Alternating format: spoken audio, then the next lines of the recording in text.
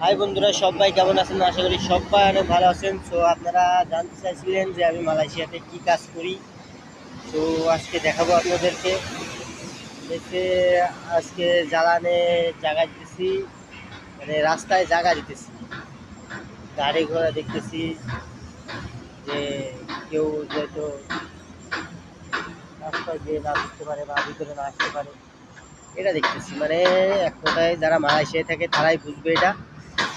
যেটারে কয় ক্রেন, ভিতরের একটা বড় ক্রেন আছে, ওই ক্রেনটা খোলা আছে। এই ক্রেনটা দিয়ে, এই ক্রেনটা কিন্তু অনেক লম্বা, অনেক লম্বা, অনেক দূর।